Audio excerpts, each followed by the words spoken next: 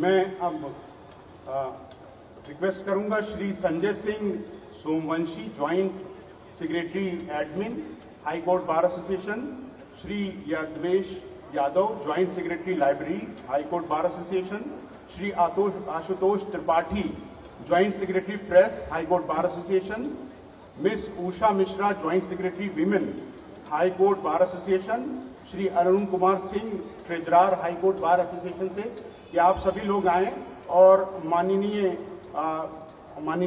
Rajesh Bindal, chief justice Allahabad high court, माननीय मुख्य न्यायमूर्ति को देकर सम्मानित करें।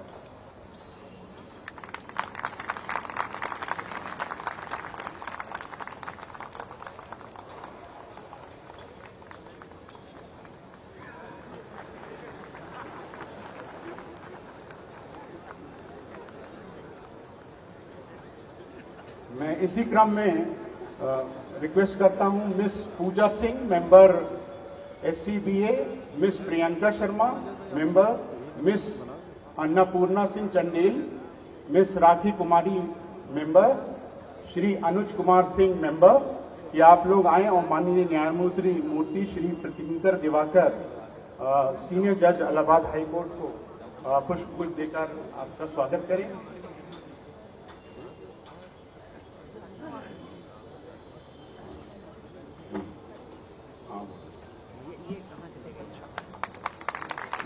मैं इसी क्रम में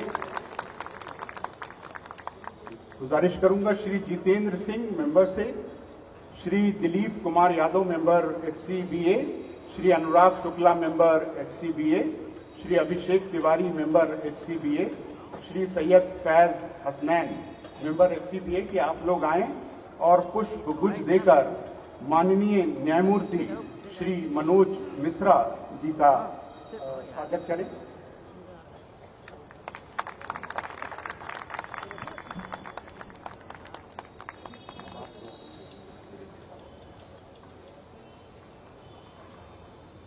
मैं रिक्वेस्ट करूंगा श्री अखिलेश कुमार शुक्ला, मेंबर HCBA, श्री हरिमोहन केसरवानी, श्री दीपांकर द्विवेदी, श्री मानव चौरसिया, श्री विक्रांत नीरज, कि आप लोग आए और पुष्पगुच्छ देकर श्री अजय कुमार मिश्रा जी, एडवोकेट जनरल उत्तर प्रदेश, का स्वागत करें।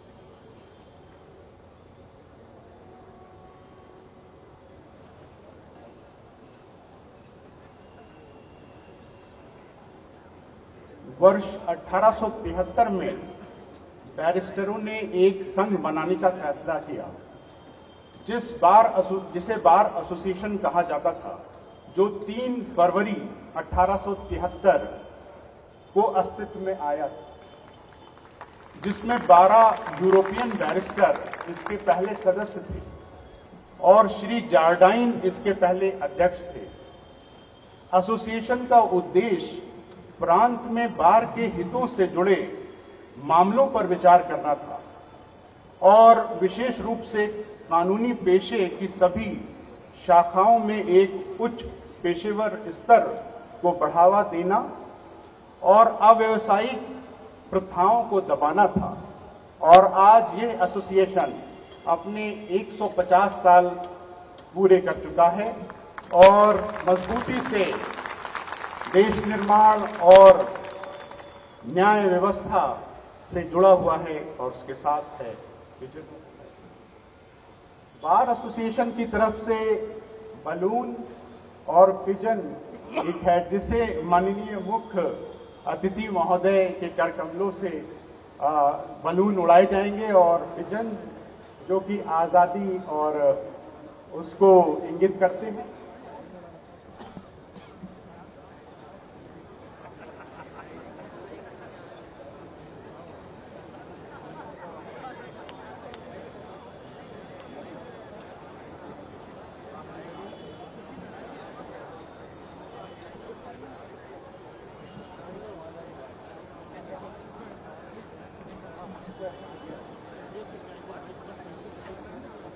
कर रहे हैं। आगे नहीं।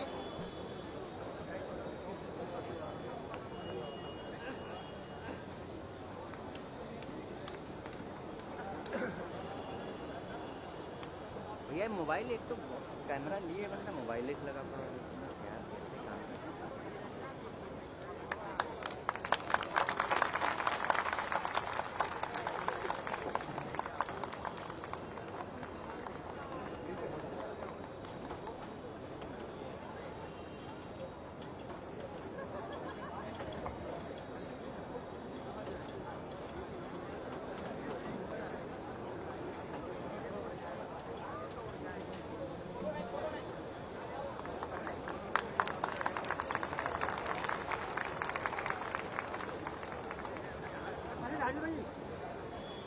हाँ ठीक है। बहुत बहुत धन्यवाद। अब मैं प्रार्थना करूंगा श्री राधाकांत ओझा जी से, जो प्रेसिडेंट हैं हाई कोर्ट बार एसोसिएशन के, कि आप स्वागत उद्बोधन के लिए कृपया मंच पर आए।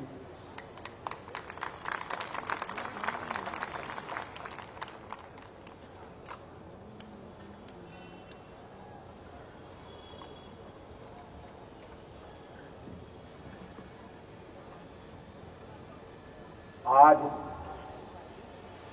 इलाहाबाद हाई कोर्ट के इस परिसर में हमारे अधिवक्ताओं के इस जन समूह में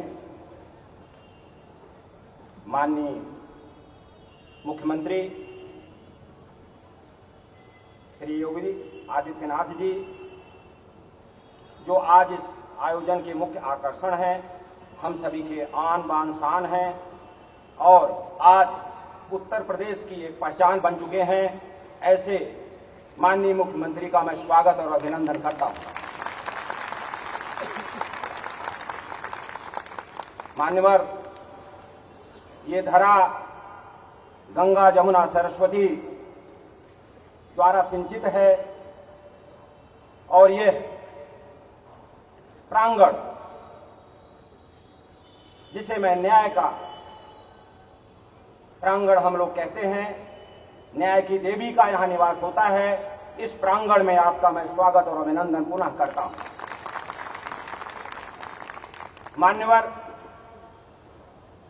आपका आगमन इस बात का प्रमाण है कि अनेकों अनेक व्यवस्थाओं के बावजूद अधिवक्ताओं के प्रति आपका गहरा स्नेह है और आपने हमारे निवेदन को, आपकी बड़ी व्यस्तताएं थी, मुझे मालूम था, आपके भी अन्य प्रदेशों में आपका कार्यक्रम था, विकास की कई परियोजनाएं आपकी पेंडिंग थी, फिर भी आपने मुझे 4 दिन पहले अपने यहां बुलाया, डिस्कशन किया और सहर्ष इस बात का स्वीकार किया।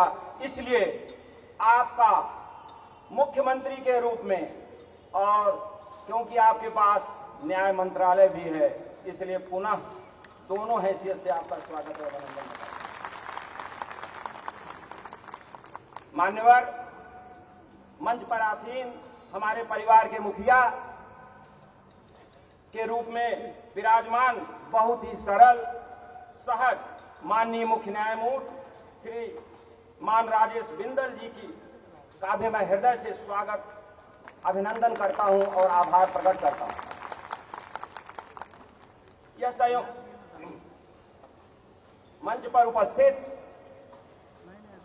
हमारे वरिष्ठ न्यायमूर्ति श्री प्रीतांकर दिवाकर जी, श्री मनोज मिश्र जी, जिन्होंने बार के इस संपूर्ण कार्यक्रम को समयाभाव के होने के बावजूद संपन्न कराने में पूर्ण सहयोग और मनोयोग से साथ दिया, जो इस बात का उद्योजक है, जो इस बात को साबित करता है कि bench and bar is the two side of the same coin. हम एक ही सिक्के के दो पहलू हैं, हम एक दूसरे के पूरक हैं। कृपया आपका भी स्वागत और अभिनंदन मैं इस सभा में करता हूं। कार्यक्रम में उपस्थित हमारे सभी वर्तमान और निवर्तमान माननीय न्यायमूर्तिगण, सभी वरिष्ठ एवं कनिष्ठ अधिवक्तागण, मीडिया के सभी पत्रकार बंधुओं, बार एसोसिएशन हाईकोर्ट के सभी कर्मचारीगण, देवियों सज्जनों, आपने यहां पधार कर इस संपूर्ण कार्यक्रम में चार चांद लगाने का काम किया है। मैं आप सबका भी स्वागत और अभिनंदन करता हूं। इलाहाबाद हाईकोर्ट, जिसके बारे में जब लोग चर्चा करते हैं, कभी आप जाइए बाहर तो इसके बारे में, इसकी विशालता के बारे में, इसके न्याय के जो हमारे जजमेंट्स हैं, इनके हमारे द्वारा यहां पे जो हमारे माननीय न्यायमूर्ति गणों ने, हमारे विद्वान अधिवक्ताओं ने राष्ट्र के लिए, देश के लिए जो काम किया है, स्वर्णिम अक्षरों में उनका नाम लिखा हुआ है। और इसलिए हम यहां पे उपस्थित अपने सभी अधिवक्ता बंधुओं का, जो इस विराट सभा में उपस्थित होकर अपनी उपस्थिति दर्ज करा रहे हैं, आपको पुनः मैं स्वागत और अभिनंदन करता हूं, क्योंकि ये आपका फंक्शन है, आपकी बार एसोसिएशन की स्थापना का फंक्शन है। इसलिए मैं आप सब लोगों के एक बार स्वतः और आप सबसे भी चाहता हूं कि अपने मुख्य अतिथियों का ताली बजा करके अभिनंदन और स्वागत करें। इलाहाबाद हाईकोर्ट की मित्रों, आप लोगों को बताना चाहता हूं, हमारी गरिमामयी स्थिति जो विगत 1.5 वर्षों से चली आ रही, 150 वर्षों से, इलाहाबाद हाईकोर्ट की स्थापना 17 मार्च 1866 को हुई थी। आपको मालूम है कि पहले ये पूरे भारतवर्ष की चौथा ऐसा हाईकोर्ट है। कलकत्ता, बंबई और चेन्नई के बाद इसकी स्थापना हुई चार्टर के द्वारा, और पहले आगरा में कुछ दिनों तक स्थापित था। कुछ वर्षों के बाद ही यह इलाहाबाद ट्रांसफर हुआ, यहां पे इसकी स्थापना हुई, और पहले ये बोर्ड ऑफ रेवेन्यू में चलता था। ये बिल्डिंग हमारी लगभग 100 साल से ज्यादा हो चुकी है मेरे मित्रों, और हमने इलाहाबाद हाईकोर्ट के 150वीं वर्षगांठ का, अपने उच्च न्यायालय की स्थापना का 150वीं वर्षगांठ 2015 और 16 में बड़े उल्लास और उत्साह के साथ मनाया। मित्रों, ये सौभाग्य है मेरा कि उस समय भी मैं इस बार का अध्यक्ष था, कि आप सबके कारण, आप सबके सहयोग के कारण हुआ था।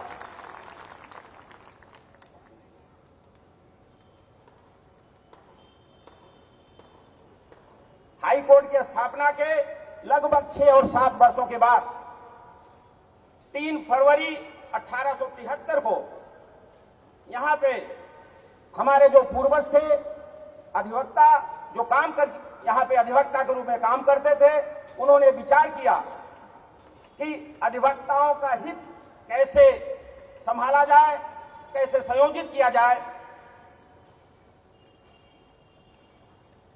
इसलिए 3 फरवरी 1873 को 11 बैरिस्टरों ने इलाहाबाद हाईकोर्ट के नाम से, इलाहाबाद हाईकोर्ट बार एसोसिएशन के नाम से एक एसोसिएशन की स्थापना की, जो आप जैसे अधिवक्ताओं को, उस समय काम करने वालों के हित का ध्यान दें, और कभी भी कोई स्थिति बेंच बार अन्यथा आए तो उसको वो एकता के रूप में जाके प्रदर्शित करें। मित्रों, आज वही दिन है। आज यहां पे 3 फरवरी का दिन है, और 150 वर्ष पूरा हो चुका है मेरे मित्रों, और इसलिए हम लोग यहां पे अपने बार एसोसिएशन की स्थापना का 150 वर्ष मना रहे हैं। आपको मैं सूचित करना चाहता हूं कि सेंटेनरी, शताब्दी जो हमारा था, उस समय इसको मनाया गया था यहां पे, और उस समय हमारे बार के president, one of the legend personality of Allahabad high court bar association, Shri Kanhaiyalal Mishra ji थे, और सेक्रेटरी माननीय श्री जीएन वर्मा जी थे, और उस समय श्री जीएस पाठक साहब, जो वाइस प्रेसिडेंट ऑफ इंडिया थे, यहां आकर के इसका हमारी शताब्दी समारोह में सम्मिलित हुए थे। और हम लोगों का मान और सम्मान बढ़ाया था। आज वही दिन है कि आज हमारे माननीय मुख्यमंत्री महोदय यहां आकर अपना तो सम्मान आपने बढ़ाया है मेरे माननीय मुख्यमंत्री जी, लेकिन यहां उपस्थित हजारों अधिवक्ताओं का भी आपने मान और सम्मान बढ़ाया, इसलिए मैं आपका आभारी हूं। मैं आपको सूचित करना चाहता हूं माननीय कि इलाहाबाद हाईकोर्ट बार एसोसिएशन आज न केवल भारतवर्ष बल्कि एशिया का सबसे बड़ा बार एसोसिएशन होने का गौरव प्राप्त कर चुका है। अपनी गौरवशाली परंपरा के साथ अनगिनत उपलब्धियों को सजाए हुए अनवरत आगे बढ़ रहा है।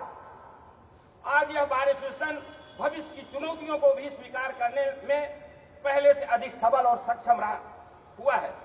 अपने वरिष्ठ अधिवक्ताओं के मार्गदर्शन में हम अपने युवा अधिवक्ताओं के हित को सुरक्षित व संरक्षित करने के साथ साथ माननीय उच्च न्यायालय की गरिमा को अक्षुण्ण रखने के लिए सतत प्रयत्नशील हैं। मान्यवर हाईकोर्ट बार एसोसिएशन अपना एक गौरवशाली इतिहास रहा है। हमने स्वतंत्रता आंदोलन से लेकर आज तक जब भी राष्ट्र व समाज ने हमको बुलाया, हमने खुद को समर्पित किया है। हमारे यहां स्वतंत्रता आंदोलन में अगर हम गिनाना शुरू करेंगे तो शायद 1 घंटा 1.5 घंटा लगेगा सिर्फ हमने अपने माननीय उन अधिवक्ताओं का जिन्होंने हमारे स्वतंत्रता आंदोलन में साथ दिया था। इसलिए मैं कुछ अपने माननीय अधिवक्तागणों ने जिन्होंने अग्रगणी होकर के काम किया था उनका मैं आपके माध्यम से स्वागत करना चाहता हूं, उनको याद करना चाहता हूं। इसमें पंडित मोतीलाल नेहरू, पंडित जवाहरलाल नेहरू जो बाद में देश के प्रधानमंत्री बने, तेज बहादुर सप्रू, पंडित मदन मोहन मालवीय जिनको अभी पिछली सरकार ने भारत रत्न से भी नवाजा, गोपाल स्वरूप पाठक जी, शांति स्वरूप शांति भूषण जी।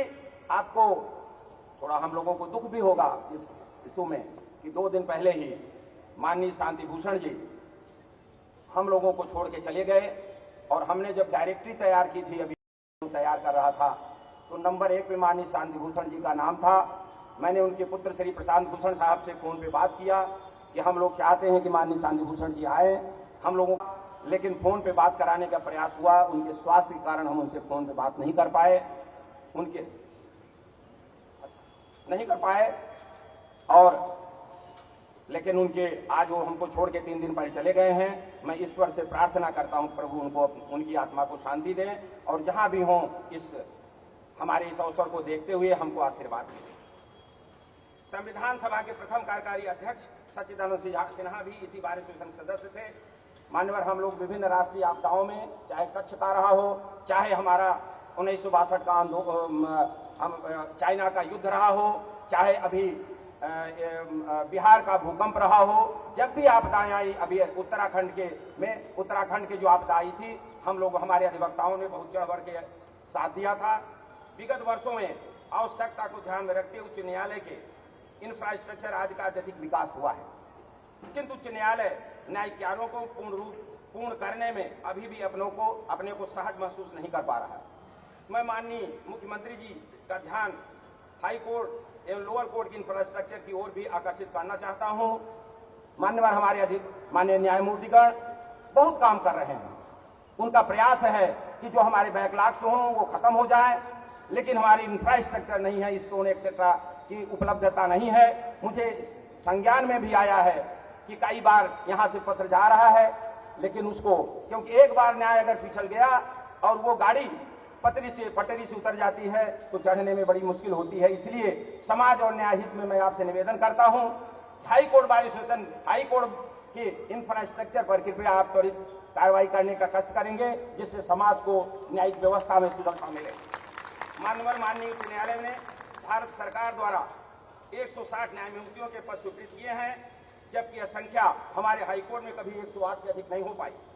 साथ ही माननीय न्यायमूर्तिगण के अधीन कर्मचारियों आज की भी शॉर्टेज है, जिस पर मैं चाहता हूं कि आप, क्योंकि आपका प्रदेश है, अगर जनता परेशान होगी तो आपसे सवाल करेगी, वो सवाल का जवाब शायद न्यायमूर्तियों के द्वारा यहां से उच्च न्यायालय और लोअर कोर्ट के द्वारा होता है। इसलिए मैं चाहता हूं कि इंफ्रास्ट्रक्चर की स्थिति ठीक हो जाए।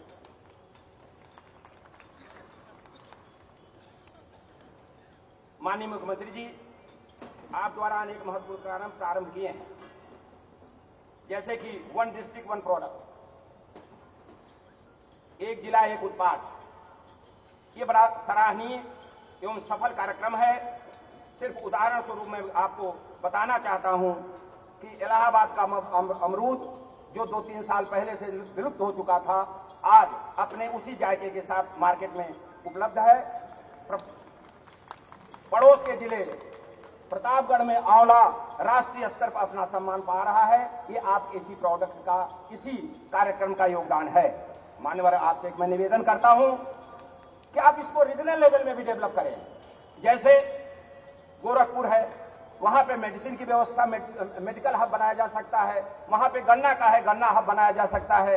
हमारा बनारस है, वहां पे मार्केटिंग, क्योंकि गोरखपुर में नेपाल से मार्केटिंग बहुत अच्छी होती है, मेरे रिलेशन से सबको मालूम है। वहां पे बनारस में पटना तक की मार्केटिंग होती है। मान्यवर, कानपुर में इंडस्ट्री की व्यवस्था, इसको रीजनल लेवल में अगर आप ध्यान देंगे तो शायद हम स्थिति को ले जा पाएंगे। इसी प्रकार मैं अपनी इस प्रयागराज की धरती पे मैं आपसे निवेदन करता हूं कि यहां पे उच्च शिक्षा तथा न्याय का हब बनाने का कष्ट करें मान्यवर, जिससे कि इस इलाहाबाद रीजन का विकास हो सके। मान्यवर, आपसे मुझे कहने में कतई संकोच नहीं है, क्योंकि हमारे आप नेता भी हैं, हमारे प्रदेश के मुख्यमंत्री भी हैं।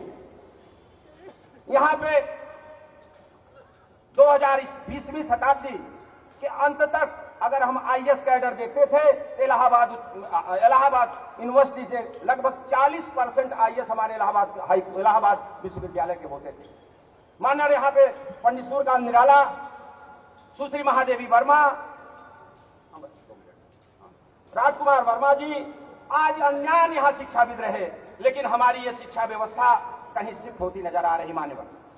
इसलिए मैं आपसे निवेदन करता हूं कि अगर प्रयागराज को हम एक शिक्षा हब की तरफ, यहां के सारे इंस्टीट्यूशन यहां प्रोटेक्ट रखेंगे और माननीय उच्च न्यायालय से संबंधित सभी संस्थान अगर हम प्रयागराज में स्थापित करेंगे तो शायद ये रीजन वाइज भी इसका विकास होगा और हम लोग भी इस चीज से प्रभावित नहीं होंगे और हमारे लिए फायदा होगा।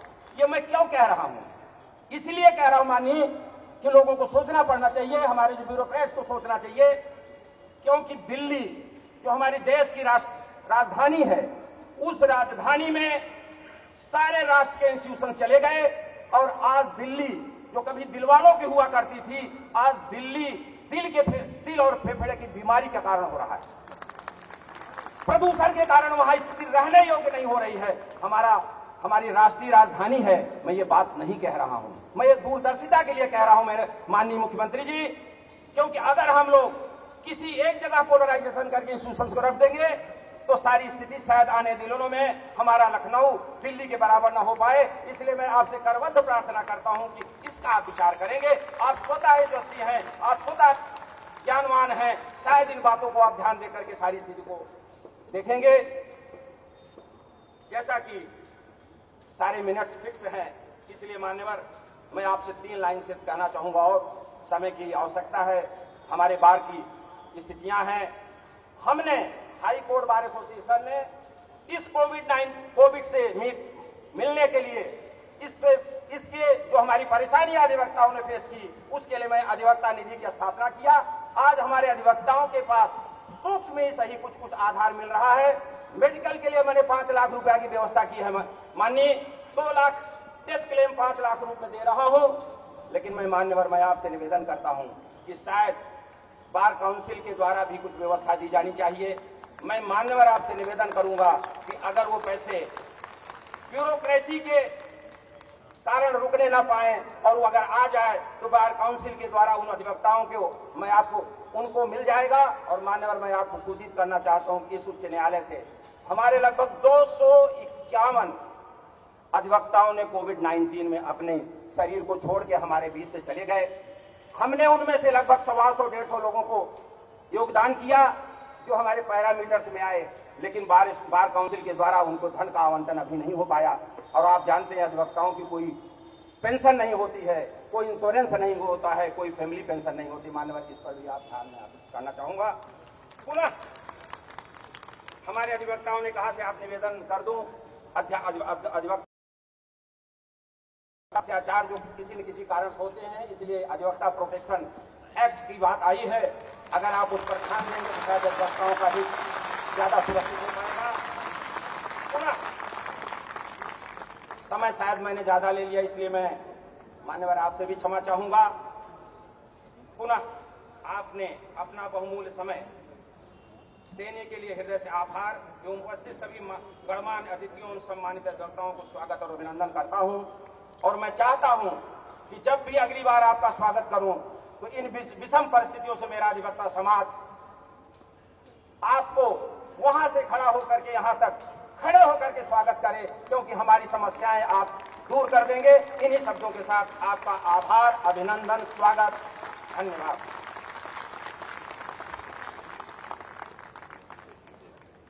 बहुत बहुत धन्यवाद अध्यक्ष जी।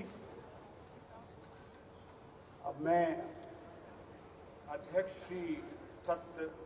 श्री राधाकांत ओझा जी और ऑनरी सेक्रेटरी श्री सत्यधीर सिंह जादौन जी से रिक्वेस्ट करूंगा कि आप लोग स्मृति चिन्ह भेंट कर माननीय मुख्य अतिथि महोदय का स्वागत करें। स्मृति चिन्ह के बाद हम लोग अनावरण हो जाएं। दोनों लोग साथ में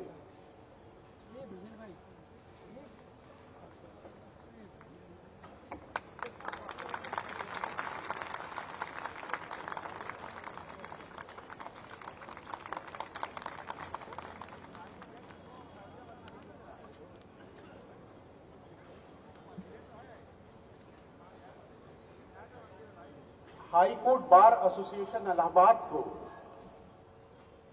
कुछ अधिवक्ताओं ने अपनी मेहनत और अपने डिस्टिंक्ट कंट्रीब्यूशन से सींचा है, जो इतिहास के पन्नों पर अपना एक स्थान रखता है।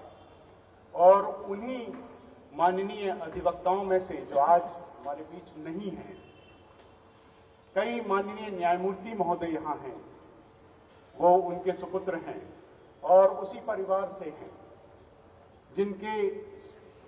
जिनके फोटो का अनावरण होना है। साथ ही साथ हाईकोर्ट बार एसोसिएशन अपने एसोसिएशन को और कंडक्ट को वकीलों के रेगुलेट करता है बाई लॉज से, और समय समय पर उसमें संशोधन होते रहते हैं। तो जो अब संशोधित बाई लॉज हैं उनका भी अनावरण होगा। रिक्वेस्ट होगी माननीय अतिथि महोदय से, मुख्य अतिथि महोदय और अन्य अतिथियों से कि कृपया उसका अनावरण करें और अनुग्रहित करें।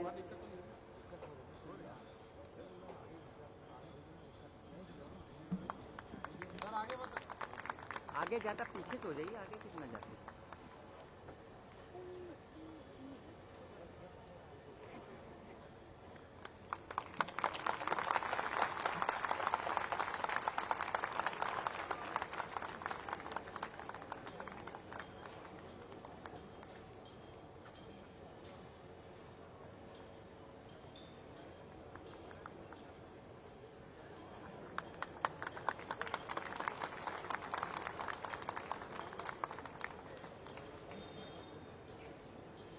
जो फोटोग्राफ्स अनवील होने हैं उसमें स्वर्गीय श्री पंडित केसरीनाथ त्रिपाठी जी, स्वर्गीय श्री आरपी गोयल जी, स्वर्गीय श्री एससी बुधवार जी, स्वर्गीय श्री रंगनाथ मिश्रा जी, जो पिता हैं माननीय न्यायमूर्ति श्री अश्वनी कुमार मिश्रा जी के, और रिस्पेक्टेड अजय कुमार मिश्रा जी जो एडवोकेट जनरल हैं यूपी के। इसमें श्री शशिधर पाठक जी हैं, उनका भी फोटो है। श्री भरत जी अग्रवाल हैं और श्री माननीय न्यायमूर्ति श्री अंजनी कुमार मिश्रा जी के पिताजी का भी इसी में फोटोग्राफ है। मैं बहुत अदब से गुजारिश करता हूं माननीय मुख्य अतिथि महोदय से और अन्य विशिष्ट अतिथि महोदय से कि उसका अनावरण कर।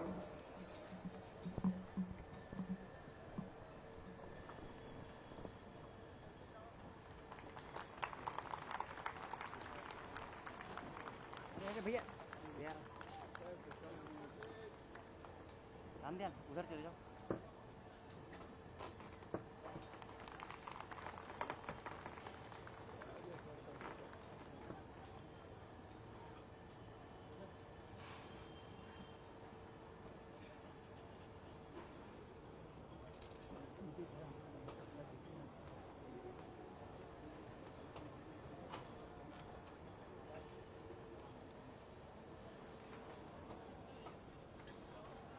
चढ़ जाते हैं।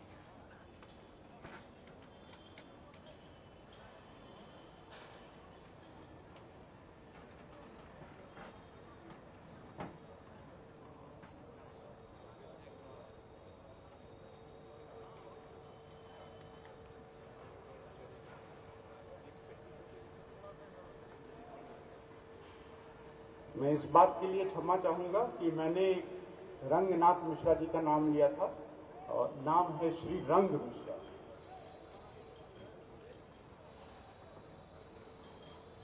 It is a momentous occasion for the High Court Bar Association as it is celebrating sesquicentennial of its birth. We feel delighted and honored by the benign presence of Honorable Mr. Justice Rajesh Bindal, Chief Justice Allahabad High Court। और अब ये समय है माननीय मुख्य न्यायमूर्ति इलाहाबाद महोदय को सुनने का, तो मैं बहुत अदब से गुजारिश करता हूं।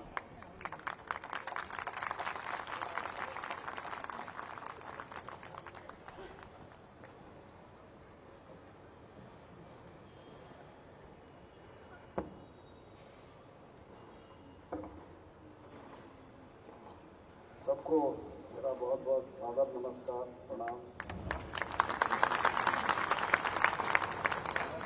प्रयागराज में आके थोड़ी हिंदी मैंने ठीक की है।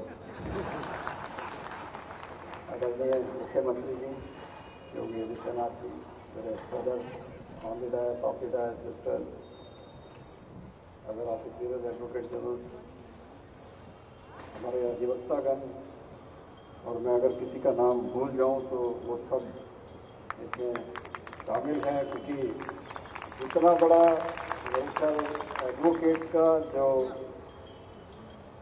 गैदरिंग है वो मैंने तो कहीं नहीं देखी। हमारी पंजाब हरियाणा हाई कोर्ट भी काफ़ी बड़ी है, फोर्थ लार्जेस्ट है, बट थर्ड लार्जेस्ट है, बट इतना जमाव नहीं होता। तो ये एक बात तो दर्शाता ही है कि जो 150 साल बार को हुए हैं तो उसमें कितना जोश है हमारे, और ये जोश होना भी चाहिए।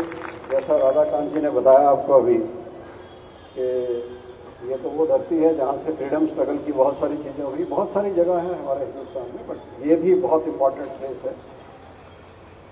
और वो एक चीज़ हमारे को जरूर सिखाती है, जो फ्रीडम स्ट्रगल थी, जिसमें बहुत सारे हमारे अधिवक्ता थे। हमारे जो राष्ट्रपिता महात्मा गांधी, वो भी एक अधिवक्ता ही थे, और प्रोबेबली एक ही एडवोकेट हैं जिसको ये उपाधि मिली है राष्ट्रपिता की, वो एडवोकेट थे।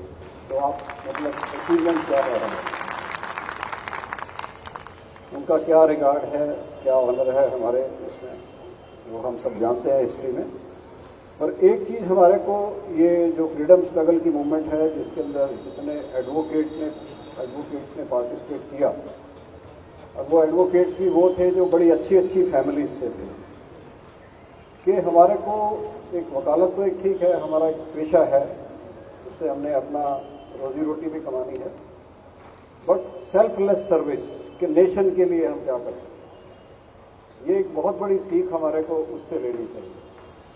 क्योंकि हम कई दफ़ा ये सोचते हैं कि देश ने हमारे लिए क्या किया, बट सोचना थोड़ा ये है कि हमने देश के लिए क्या किया। अगर हम उस तरफ चलेंगे तो प्रोबेबली कोई भी मुकाम हमारे लिए, और ख़ासकर यहाँ जितनी यूनिटी और जितनी एकता और जितनी सभ्यता भी मैं कहूँगा बहुत है, क्योंकि मैं मेरे ख्याल यहाँ पे यंगेस्ट होऊंगा इन द सेंस के प्रयागराज में। आप लोग तो सबको ज़्यादा पता है प्रयागराज का, क्योंकि मैं तो यहाँ अक्टूबर 11-21 से हूँ, तो मेरे बाद से आने वाले अधिवक्ता शायद थोड़े कम ही होंगे जो 1 साल से ही ज्वाइन किया है जिन्होंने, तो मैं youngest member of the family हूँ।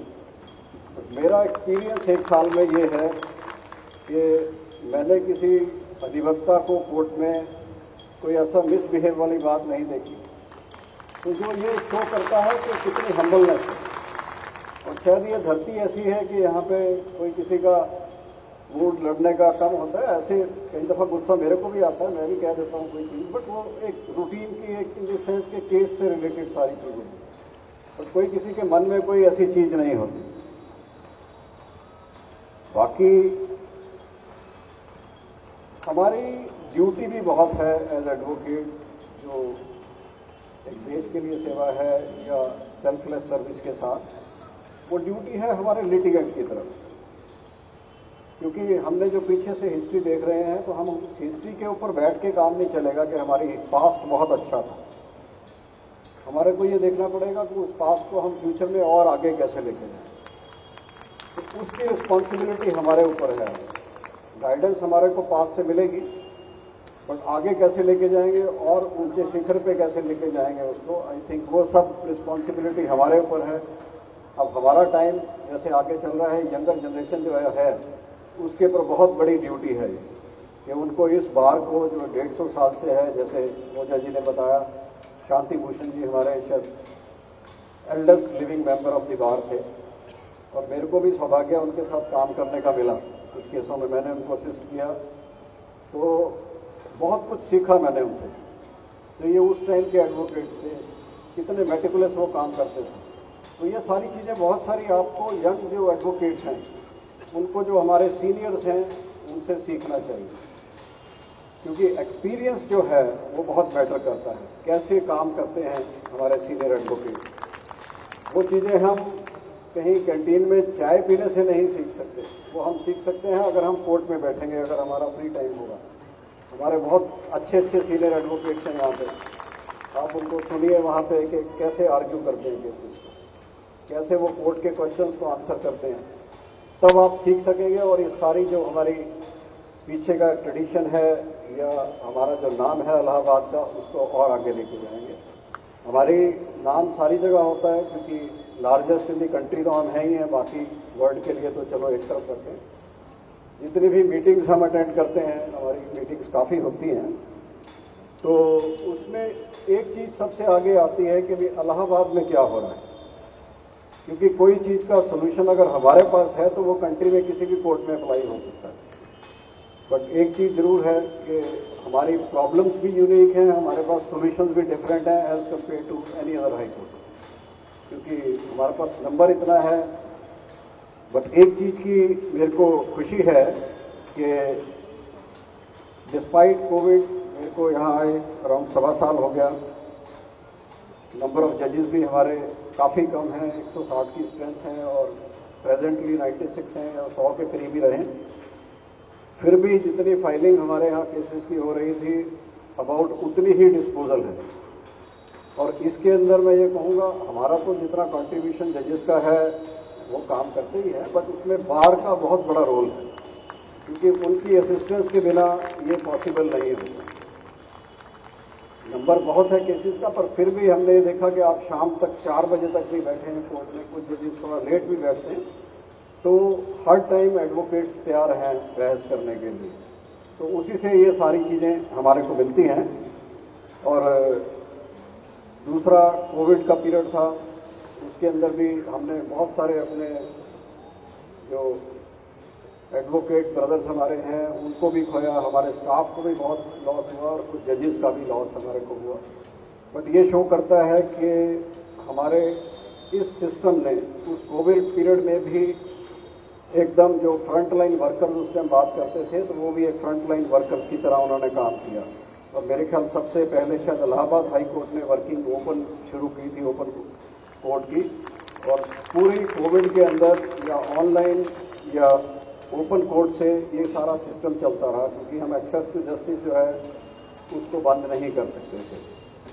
और एक चीज़ बड़ी यूनिक यहाँ पे है, अभी ओझा जी ने कहा कुछ प्रॉब्लम्स हैं, वो चलती रहती हैं प्रॉब्लम्स, ऐसी कोई दिक्कत ज़्यादा उसमें नहीं आती। बट मैंने यहाँ जो देखा, अभी जो प्रोजेक्ट हमारा एक बन रहा है, जिसके अंदर 2000 से ज़्यादा कार की पार्किंग का है, अराउंड 1500 टू व्हीलर का है और 2200-2300 चैम्बर्स एडवोकेट्स के।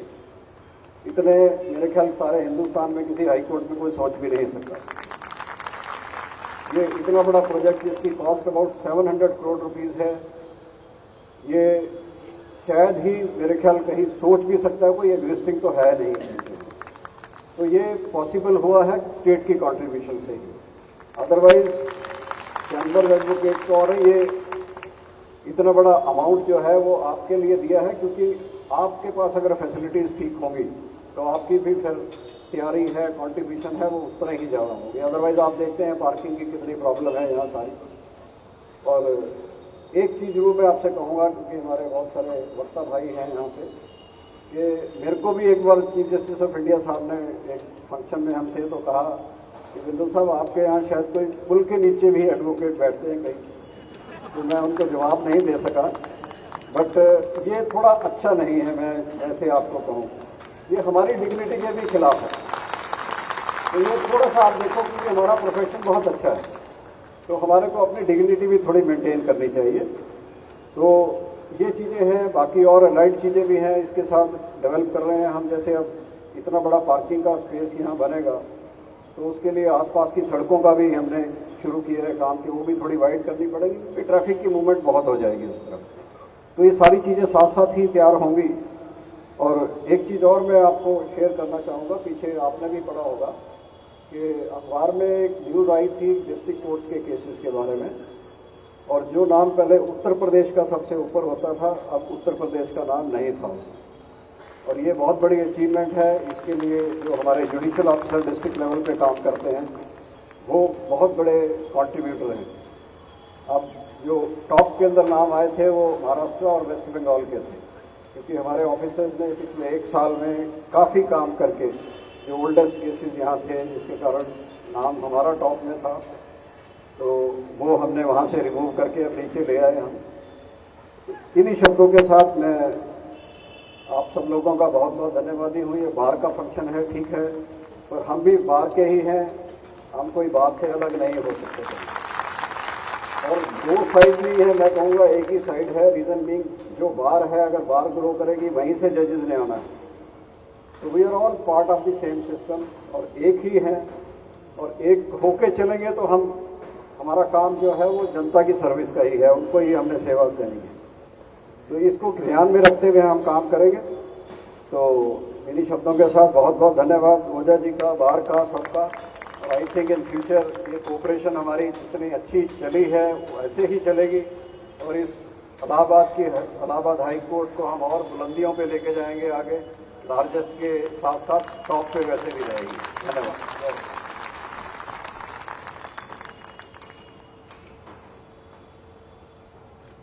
बहुत बहुत धन्यवाद माननीय मुख्य न्यायमूर्ति महोदय।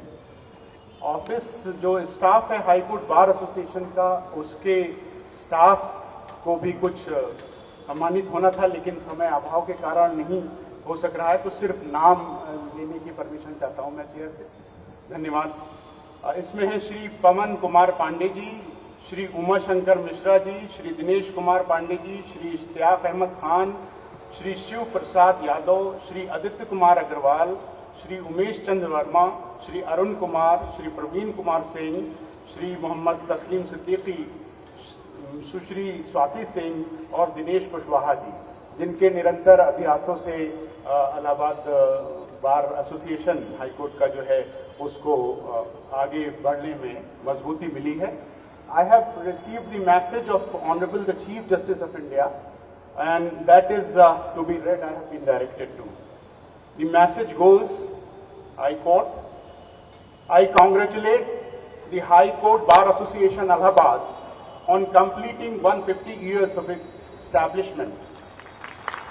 The High Court Bar Association Allahabad has since its inception contributed to upholding the dignity and majesty of the legal profession.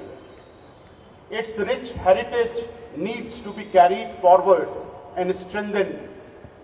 Advocates of eminence and exemplary dedication have been members of the High Court Bar Association. The administration of justice has a close interface with the lives of citizens. Efficient dispensation of justice enhances the legitimacy and credibility of the justice delivery system.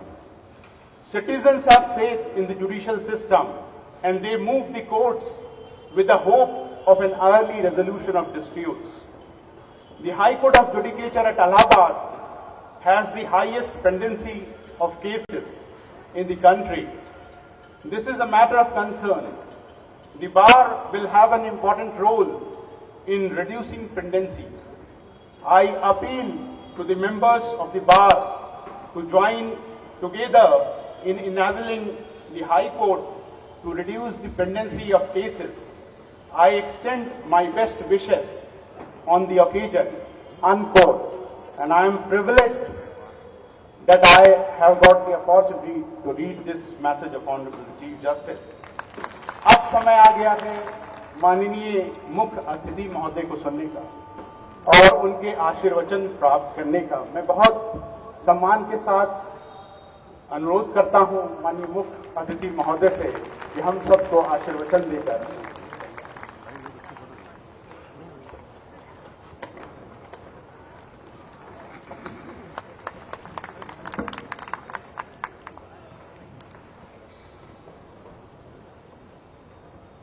Allahabad high court bar association की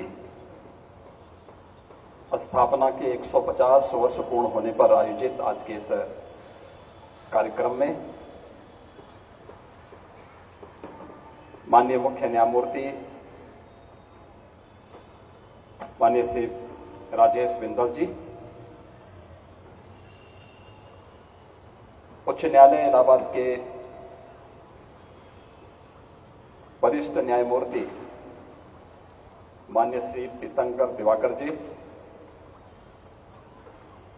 माननीय न्यायमूर्ति माननीय श्री मनोज मिश्रा जी, उत्तर प्रदेश शासन के महाधिवक्ता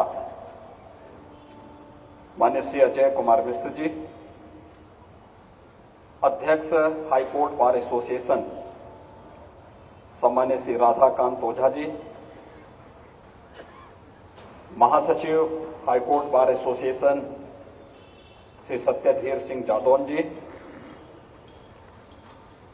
उत्तर प्रदेश सरकार में मेरे सहयोगी मंत्री श्री नंदगोपाल गुप्ता नंदी जी, इलाहाबाद उच्च न्यायालय के सभी माननीय न्यायमूर्तिगण,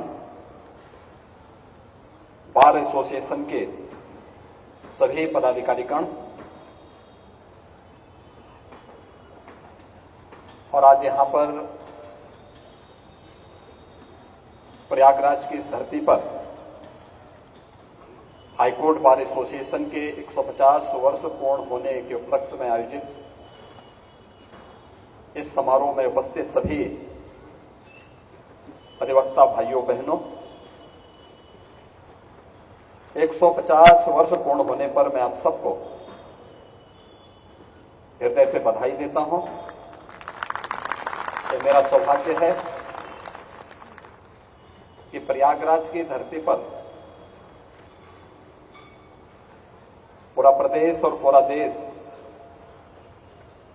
मां गंगा, मां यमुना और मां सरस्वती के संगम पर पवित्र स्नान करके कुंभ और माघ मेले के इस आयोजन के साथ अपने आप को सहभागी बनकर के जीवन में सफलता के मार्ग का अनुसरण करने का एक संकल्प लेता है। उत्तर प्रदेश का प्रत्येक नागरिक अपनी न्याय की अभिलाषा में प्रयागराज की इस धरती पर आता है और आज मैं बार और बेंच के इस बेहतर समन्वय के कार्यक्रम को बार एसोसिएशन के इस मंच के माध्यम से देख रहा हूं। वास्तव में यह भी अपने आप में अधिवक्ता कुंभ ही है और इसलिए इस अधिवक्ता कुंभ के अवसर पर मैं आप सबका हृदय से अभिनंदन करता हूं। ये हम सबका सौभाग्य है कि प्रयागराज की धरती हम सब के लिए प्राचीन काल से ही एक प्रेरणा की धरती रही है। ये धर्म की धरती है, अध्यात्म की एक प्रेरणा यहां से प्राप्त होती है। देश के अंदर शिक्षा के एक प्रमुख केंद्र के रूप में प्रयागराज का अपना महत्व रहा है। आज से 12,000 वर्ष पहले महर्षि भारद्वाज का गुरुकुल जैसे आप भारत का पहला गुरुकुल कह सकते हैं, इसी प्रयागराज की धरती पर। और प्रयागराज हमारा न्याय का पवित्र मंदिर भी है, जहां पर अपनों से जब कोई व्यक्ति पीड़ित होता है, प्रताड़ित होता है, जीवन की हर प्रकार की आस और विश्वास को खो देता है, तो बड़ी आशा भरी निगाहों से वह फिर न्याय के इस मंदिर की ओर देखता है और यहां पर उसे जो राह मिलती है वह जीवन की एक नई राह होती है। और बार और बैंक का यह समन्वय आज यहां पर इसे इस रूप में प्रस्तुत करने का कार्य भी कर रहा है। जब बार एसोसिएशन अपने 150 वर्ष पूर्ण कर रहा है, यह महज संजोगी है कि देश अपनी आजादी का अमृत महोत्सव भी पूर्ण किया है। आजादी की लड़ाई कोई सामान्य लड़ाई नहीं थी। एक लंबे समय तक लड़ी गई वह लड़ाई थी जो भारत को भारत के रूप में प्रस्तुत करने और किसी भी प्रकार की दासता से मुक्त करने का एक बृहद अभियान था। और जैसे कि यहां पर माननीय मुख्य न्यायमूर्ति जी ने, बार एसोसिएशन के अध्यक्ष जी ने अपने उद्बोधन में भी इस बात को कहा कि अधिवक्ता समुदाय ने आजादी की इस लड़ाई में बढ़ चढ़ करके न केवल भाग लिया बल्कि देश को नेतृत्व भी दिया। देश की आजादी को एक नई दिशा देने वाले राष्ट्रपिता महात्मा गांधी रहे हों, भारत की संविधान सभा के अध्यक्ष डॉक्टर राजेंद्र प्रसाद रहे हों, भारत की संविधान सभा के कार्यकारी अध्यक्ष श्री सच्चिदानंद सिन्हा रहे हों, या फिर देश के संविधान को एक स्वरूप देने वाले उसकी शिल्पी के रूप में बाबा साहब डॉक्टर भीमराव अंबेडकर रहे हों, देश के प्रथम प्रधानमंत्री पंडित जवाहरलाल नेहरू रहे हों, या देश के प्रथम उप प्रधानमंत्री और गृह मंत्री के रूप में सरदार वल्लभ भाई पटेल रहे हों, देश का हर वह स्वतंत्रता संग्राम सेनानी जिसने उस कालखंड में जुल्म की परवाह के बगैर लगातार देश की आजादी के लिए लड़ता रहा, जूझता रहा, उसमें अधिवक्ता समुदाय अग्रणी भूमिका में था और अपनी इस पुरातन पहचान को एक बार फिर से आगे ले जाने की आवश्यकता है। और इसमें तो इलाहाबाद हाईकोर्ट की तो अपनी बहुत महत्वपूर्ण भूमिका रही है। हर एक क्षेत्र में इलाहाबाद हाईकोर्ट ने देश को नेतृत्व दिया है। जब पिछले दिनों में देख रहा था, दिल्ली में चीफ मिनिस्टर्स और चीफ जस्टिसेस की एक बैठक थी। देश के अंदर लोक अदालत के परिणाम क्या हैं, जब ये आ रहा था तो पूरे देश के अंदर जितने मुकदमों का निस्तारण हुआ था उनमें से आधे से अधिक अकेले उत्तर प्रदेश से हुई। यानी उत्तर प्रदेश कौन सा ऐसा क्षेत्र था जिसमें उसने नेतृत्व न दिया हो, और आज फिर उस भूमिका के साथ उत्तर प्रदेश जाना जा रहा है। लेकिन ये एक सामूहिकता का प्रयास है। मेरे पास ओझा जी जब आए थे कि हमारे बार का 150 वर्ष पूर्ण होने जा रहा है, हम एक कार्यक्रम आयोजित कर रहे हैं, और इस कार्यक्रम में अगर आप भी आते तो अच्छा रहता। मैंने कहा ये कार्यक्रम ये बताइए केवल बार का ही है या इसमें बेंच भी है? उन्होंने कहा नहीं, हमने वहां पर मुख्य न्यायमूर्ति महोदय से भी और अपने अन्य वरिष्ठ न्यायमूर्तियों गणों से भी हमारी चर्चा हो गई। सभी लोग इसमें कार्यक्रम में सहभागी बनेंगे और मिलकर के कार्यक्रम आगे बढ़ेगा। तो मैंने कहा मैं जरूर इसमें प्रयास करूंगा मैं भी आने का। और मुझे प्रसन्नता है कि आज ये कार्यक्रम यहां पर मिलकर के अपने गौरवपूर्ण 150 वर्षों की यात्रा के अवलोकन का एक अवसर हमें प्रदान कर रहा है। इन 150 वर्षों में हमने क्या पाया और क्या खोया है, इसमें जरूर चिंतन होना चाहिए। हम सबको इसमें मनन करना चाहिए, क्योंकि देश जब अपनी आजादी का अमृत महोत्सव मना रहा है, आजादी के अमृत महोत्सव के इस कालखंड में भारत ने क्या पाया क्या खोया, इन सब पर चिंतन हुआ। और जब अमृत काल में भारत प्रवेश किया तो 2 उपलब्धियां भारत के साथ तत्काल लगी हैं। एक, भारत उस ब्रिटेन को पिछाड़ करके, जिस ब्रिटेन ने 200 वर्षों तक भारत पे शासन किया था, उसे पछाड़ करके दुनिया की 5वीं बड़ी अर्थव्यवस्था बना है। दूसरा, दुनिया के उन 20 बड़े देशों को जिन्हें G20 के रूप में जाना जाता है, उनका नेतृत्व अमृत काल में भारतवर्ष को प्राप्त हुआ है। मित्रों, ये G20 के 20 वे बड़े देश हैं जिनके पास दुनिया की 60% आबादी निवास करती है, 75% ट्रेड पर जिनका अधिकार है, 85% जीडीपी पर जिनका अधिकार है, और दुनिया के अंदर 90% से अधिक रिसर्च और पेटेंट पर जिन देशों का अधिकार है, आजादी के अमृत महोत्सव के प्रथम वर्ष में ही उन देशों का नेतृत्व भारत को प्राप्त हुआ है। प्रधानमंत्री मोदी जी के नेतृत्व में वे देश अगले 1 वर्ष तक दुनिया के अंदर विश्व शांति और मानवता के कल्याण का मार्ग कैसे प्रशस्त होना है, इसके बारे में व्यापक चिंतन कर रहे हैं। उत्तर प्रदेश के अंदर भी G20 से संबंधित 4 महानगरों में 11 समिट होने जा रहे हैं। मैं स्वयं भी उन कार्यक्रमों की तैयारी में व्यस्त था और उन कार्यक्रमों की तैयारी के साथ हम जुड़े हुए थे। अलग अलग स्तर पर बैठकें होनी है, लेकिन एक अवसर मिला है वैश्विक मंच पर उत्तर प्रदेश को और देश को प्रस्तुत करने का। अपने आप को हम उन मंचों के सामने प्रस्तुत कर सकेंगे कि हमारे पास कितना पोटेंशियल है, हम दुनिया के लिए क्या कुछ कर सकने की क्षमता रखते हैं।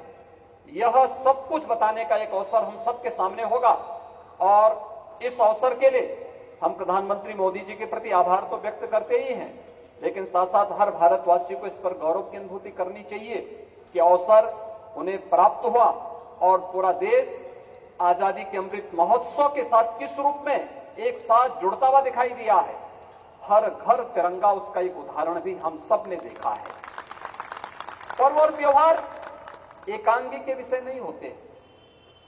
आपने देखा होगा, कुंभ का आयोजन होता है तो हम अपने घर में नहीं मनाते, हम आते हैं जाकर के डुबकी लगाते हैं संगम के तट पर जाकर के। भारतीय मनीषा ने कभी भी जीवन को दुविधा में नहीं डाला है, उसकी दिशा बहुत स्पष्ट है और ये मान के चलता है कि इस पूरी व्यवस्था को संचालन अगर करना है तो अकेले कोई नहीं कर सकता। कोई व्यक्ति अकेले उसका संचालन नहीं कर सकता, कोई वस्तु अकेले नहीं कर सकती है। प्रयागराज में ही संगम क्यों हुआ? गंगा और यमुना तो हम देखते हैं, अदृश्य सरस्वती के दर्शन भी हमें वहां होते हैं। पूरा देश आता है, बड़ी श्रद्धा के साथ आता है। हमने इस पूरी चराचर व्यवस्था को अलग अलग पार्टों में बांध करके कभी नहीं देखा। भारतीय मनीषा ने तो एक बात साफ कही कि एकम सद विप्रा बहुधा वदंती, यानी सत्य एक है, विद्वान लोग उसे अलग अलग नामों से, अलग अलग परिभाषा से उसको परिभाषित करते हैं, और यही स्थिति हम सब की है। अगर हम उस सत्य को समझने का प्रयास करें तो फिर कभी भी टकराव की नौबत आएगी ही नहीं।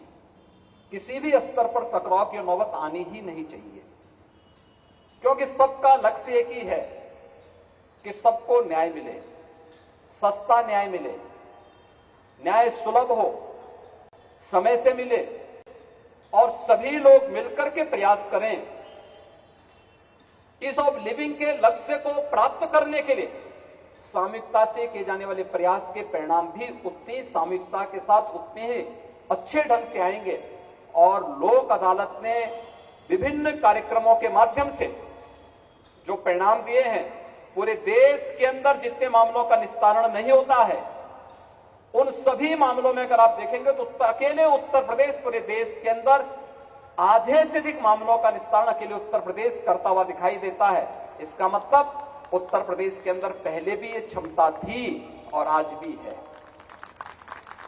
भाइयों बहनों, हम सब उन कार्यक्रमों को मिलकर के एक साथ आगे बढ़ा सकते हैं। मैं यहां देख रहा था जब माननीय ओझा जी वहां पर बोलने के लिए आए, मैंने कहा तो बार के अध्यक्ष हैं और बहुत वरिष्ठ अधिवक्ता है, लेकिन जब वो मांग कर रहे थे तो बार बार पानी पी रहे थे। मैंने कहा कि देखिए, अधिवक्ता तो दूसरों को पानी पिलाता है और आज वो मांग रहे हैं तब भी पानी पी रहे हैं। अरे तो उनका अधिकार है, वो अपना अधिकार मांग रहे हैं और उनको मांगना भी चाहिए, क्योंकि अपने लिए नहीं मांग रहे हैं। न्यायपालिका के लिए या बार के लिए जो कुछ भी मांगेंगे वह प्रदेश की 25 करोड़ जनता के हित में ही होगा, उससे अलग नहीं होगा।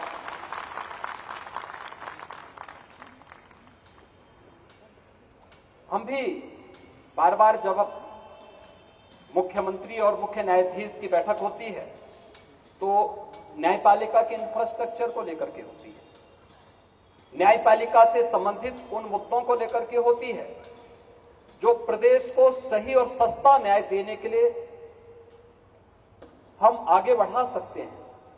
और उन कार्यक्रमों को तेजी के साथ आगे बढ़ाने की तमन्ना सबकी है। शासन की भी वही मंशा है और राज्य की भी, शासन की भी वही मंशा है, न्यायपालिका की भी वही मंशा है। और बाहर जब उसके साथ जुड़ जाता है तो उसको और तेजी के साथ आगे बढ़ाने में मदद मिल सकती है। यहां पर माननीय न्यायमूर्ति, मुख्य न्यायमूर्ति जी ने यहां पर अधिवक्ता चैंबर की भी जो बात कही है, हम मल्टी लेवल पार्किंग की व्यवस्था यहां पर करने जा रहे हैं और इसके लिए पूरी धनराशि राज्य शासन ने उपलब्ध करवा दी है। और मेरा मानना है कि इसका पूर्ण होते ही बड़े पैमाने पर अधिवक्ताओं के चैंबर्स वहां पर बन पाएंगे। 2500 एडवोकेट चैंबर बनाने 10,000 अधिवक्ताओं के बैठने की व्यवस्था वहां पर हो पाएगी और उसमें कहीं भी मुझे नहीं लगता है कि इसके बाद कोई अन्य समस्या वहां पर आनी चाहिए। राज्य शासन ने यहां पर पहले ही एक नेशनल लॉ यूनिवर्सिटी की अपनी सहमति दे दी है। हम उसके लिए धनराशि पूरा देना चाहते हैं। जमीन के बारे में कोई सहमति बन सकती है तो हम उसके लिए भी पूरा सहयोग देने को तैयार हैं। हम लोग भी चाहते हैं कि प्रयागराज न्याय की धरती है, शिक्षा की धरती है और एक अच्छी लॉ यूनिवर्सिटी प्रयागराज की धरती पर होनी ही चाहिए। डॉक्टर राजेंद्र प्रसाद जी के नाम पर वह होनी चाहिए, क्योंकि जब मैं प्रयागराज में आता हूं, कुंभ के क्षेत्र में जाता हूं, तो वहां पर मुझे प्रेसिडेंट सूट देखने को मिलता है। तो मैंने बहुत बार पूछा, मैंने कभी क्या कुंभ के समय कभी कोई महामहिम राष्ट्रपति आए? कहा आए, लेकिन यहां पे कल्पवास के लिए केवल डॉक्टर राजेंद्र प्रसाद जी आते थे।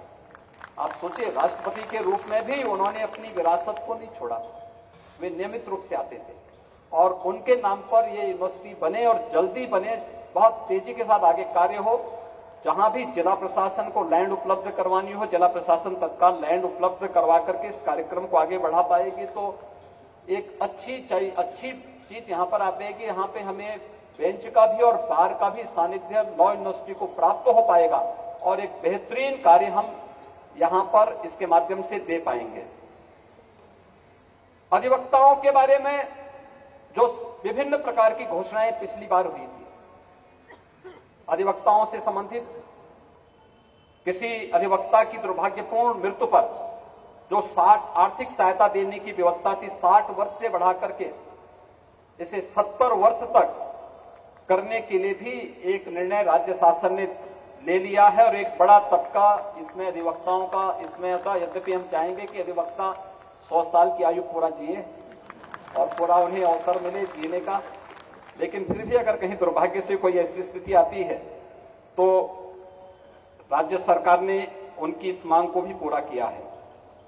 अधिवक्ता कल्याण निधि में पंजीकरण के 30 वर्ष की संस्था पूर्ण होने पर त्यागपत्र देने या मृत्यु होने की दिशा में उनके आश्रित को अधिवक्ता कल्याण निधि की राशि को 1.5 लाख से 5 लाख रुपए करने की व्यवस्था भी हम लोगों ने कर ली है और इससे संबंधित जो भी संशोधन होने थे वह भी शासन स्तर पर निर्णित हो चुका है, उसको भी लागू किया जा चुका है। युवा अधिवक्ताओं को कार्य करने के शुरुआती 3 वर्ष के लिए उन्हें जो पुस्तक और पत्रिका आदि क्रय करने के लिए दी जाने वाली राशि के वित्तीय स्वीकृति की भी यहां पर शासन ने इससे संबंधित आदेश भी पहले ही निर्गत कर चुकी है। सामाजिक सुरक्षा निधि योजना के अंतर्गत भी मृत्यु के दावे के रूप में 2017-18 से 2022-23 तक यानी 31 जनवरी 23 तक कुल 13,37,92,000 से अधिक भुगतान राशि न्यासी समिति द्वारा अब तक की गई है। सामाजिक सुरक्षा निधि योजना के अंतर्गत सस्ता वापसी के रूप में भी 17-18 से और 22-23 तक 47,83,07,900 से अधिक राशि का भुगतान न्यासी समिति के द्वारा अब तक किया गया है और मृतक अधिवक्ताओं के विधिक उत्तराधिकारियों को भी आर्थिक सहायता के रूप में इस दौरान 111,81,50,000 रुपए की राशि का भुगतान किया गया है। इसके अलावा केवल हाईकोर्ट में ही नहीं, जनपद न्यायालयों में भी अभी मुख्य न्यायमूर्ति महोदय ने और राज्य शासन को इसके बारे में निर्देश भी दिया था और मैंने स्वयं भी इसकी बैठक ली थी कि जहां पर अभी डिस्ट्रिक्ट कोर्ट नहीं बने हैं वहां पे इंटीग्रेटेड कोर्ट बिल्डिंग बनाने के साथ साथ हम लोगों ने जिला मुख्यालयों को भी और कमिश्नरी मुख्यालय को भी इंटीग्रेटेड मुख्यालय बनाने की दिशा में कार्य प्रारंभ किया है। हम लोग चाहेंगे कि वास्तव में एक मॉडल बनेगा, ये न केवल उत्तर प्रदेश के लिए बल्कि देश के लिए, पूरी न्यायिक व्यवस्था के लिए भी और प्रशासनिक व्यवस्था के लिए भी। इस पर कार्य हमारा बहुत तेजी के साथ आगे चल रहा है, लेकिन साथ साथ जनपद न्यायालयों में भी अधिवक्ताओं के चेंबर बने। वास्तव में एक गरीब जब आता है और जब देखता है, घूम फिर करके चारों ओर देखता है, वो तो बड़े विश्वास के साथ आता है कि मैं वकील साहब के पास जा रहा हूं। लेकिन जब वह जाता है और अधिवक्ता के चेंबर में बैठता है और उसको दिन में ही जब आसमान नजर आने लगता है वहां से, क्योंकि टूटा हुआ चेंबर रहता है, टूटे हुए चेंबर से उसको जब सूरज की रोशनी में दिखाई देता है, उसके मन में कहीं ना कहीं आशंका होती है कि क्या मैं सही जगह आया हूं या कहीं ऐसा तो नहीं कि गलत जगह आ गया हूं। और इसलिए शासन ने कहा है कि भाई हमें जगह दीजिए, हम लोग अधिवक्ताओं के लिए अच्छे चेंबर वहां बनाना चाहते हैं, क्योंकि अधिवक्ता के लिए ये स्वयं के लिए शोहरत हासिल करने का माध्यम नहीं, बल्कि एक गरीब को न्याय देने का एक सशक्त माध्यम भी बनेगा। वहां पर अगर उनके अच्छे बैठने की व्यवस्था होती है तो जो वादकारी आता है उस वादकारी को भी विश्वास उस पर टिकता है। और वादकारी का विश्वास किस बात पर होता है? एक अधिवक्ता के पास जब आता है तो वह असमंजस में रहता है, क्योंकि अपनों के द्वारा ठुकराया रहता है बहुत सारे लोग तो। और बहुत बार तो विवाद भाई भाई में होता है,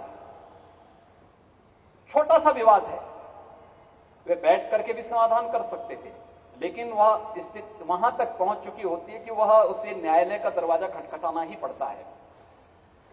वो अपने भाई पे विश्वास नहीं करता, लेकिन एक अधिवक्ता पे विश्वास करता है।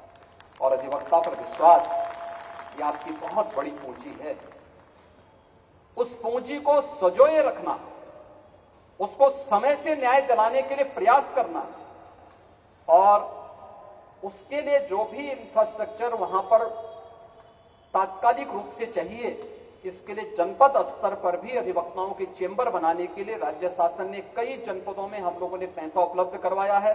कई जनपदों में हम लोगों ने प्रस्ताव मांगे हैं, जहां से भी हमें प्रस्ताव मिल रहे हैं वहां पर हम लोग अधिवक्ताओं के चेंबर बनाने के लिए धनराशि उपलब्ध करवाने का कार्य कर रहे हैं। जैसे प्रयागराज में जनपद न्यायालय के लिए हम लोगों ने 11,31 लाख रुपए, कासगंज में 5,25 रुपए, लखनऊ के लिए 4,88 रुपए, श्रावस्ती के लिए भी 4,85 रुपए, ऐसे अलग अलग जनपदों के लिए धनराशि हम लोग स्वीकृत करा करके अधिवक्ताओं के चेंबर के लिए भी वहां पर बेहतरीन व्यवस्था करने का कार्य कर रहे हैं।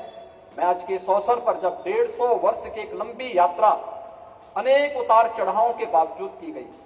यहां पर जब बार एसोसिएशन के इतिहास के बारे में बताया जा रहा था कि 150 वर्षों के इस इतिहास में अनेक अवसर आए हैं जब एक दूसरे को मान्यता देने में कोताही बरती गई। अंततः जब सभी मिलकर के एक हुए, आज वह बार एसोसिएशन के रूप में न केवल उच्च न्यायालय की बल्कि उत्तर प्रदेश की 25 करोड़ जनता के विश्वास के प्रतीक के रूप में आप सब यहां पर मिलकर के लोगों को, आम जनमानस को न्याय दिलाने के लिए पूरी प्रतिबद्धता के साथ कार्य कर रहे हैं।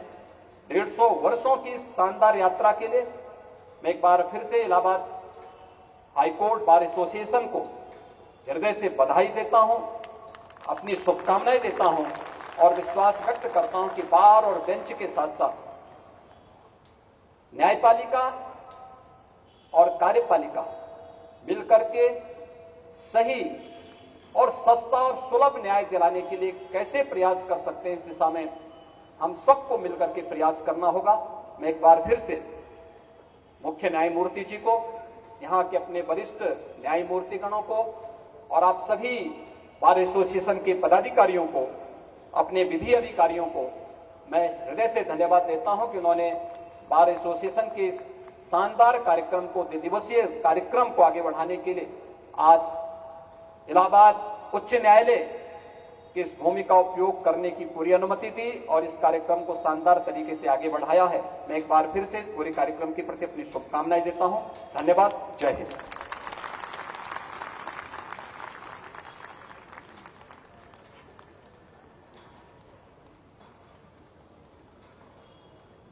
बहुत बहुत धन्यवाद माननीय मुख्य अतिथि महोदय।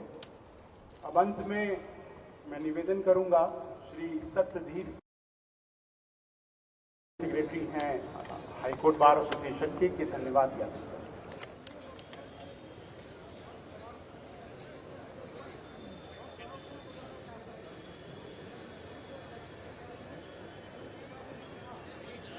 आज मां गंगा यमुना सरस्वती के पावन तट पर एकत्रित इस जन समूह के बीच में उपस्थित मुख्य अतिथि माननीय मुख्यमंत्री आदरणीय योगी आदित्यनाथ जी और विशिष्ट अतिथि के रूप में उपस्थित हमारे मुख्य न्यायमूर्ति आदरणीय श्री राजेश बिंदल जी, मंच पर उपस्थित वरिष्ठ न्यायमूर्ति श्री प्रीतिंकर दिवाकर जी, न्यायमूर्ति श्री मनोज मिश्रा जी,